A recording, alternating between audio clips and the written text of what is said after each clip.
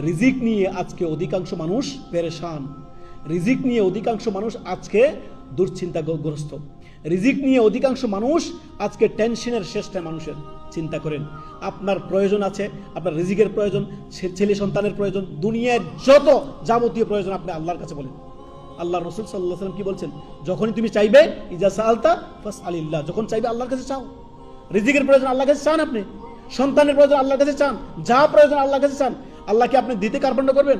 আল্লাহর ধনভাণ্ডার কি ফুরিয়ে যাবে? কখনো নয়। অতএব আপনি যখনই চাইবেন আল্লাহর কাছে চাইবেন। শুনেন মুসা আলাইহিস সালামের দোয়া।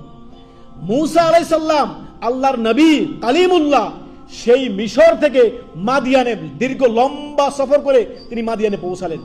সেই কওমের জাতি আপনার পানি উত্তোলন করতেছে কোথা থেকে? পাশেই দুটা মেয়ে দাঁড়িয়ে আছে ছাগল নিয়ে। ওই মেয়েগুলো ছাগলকে নিয়ে মুসা আলাইহিস সালাম পানি পান করিয়ে দিলেন। মেয়েগুলো বাড়িতে চলে গেল। তারপরে মুসা আলাইহিস সালাম গাছের ছায়া আসলেন, এসে বসলেন। বসার পরে সরাসরি আল্লাহর কাছে দোয়া করতে লাগলেন। কার কাছে? সরাসরি আল্লাহর কাছে রিজিক চাইতে লাগলেন। মুসা আলাইহিস সালাম কি দোয়া করলেন?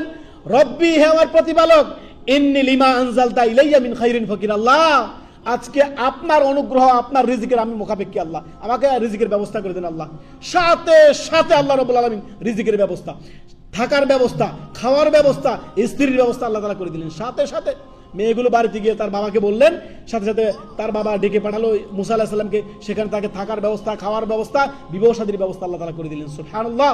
চিন্তা করেন তো রিজিক কিভাবে আল্লাহ নাজিল করেন। মুসা আলাইহিস সালাম আল্লাহর নবী কালিমুল্লাহ, তিনার দোয়া যদি আল্লাহ কবুল করে, আপনার দোয়া কবুল করবেন না?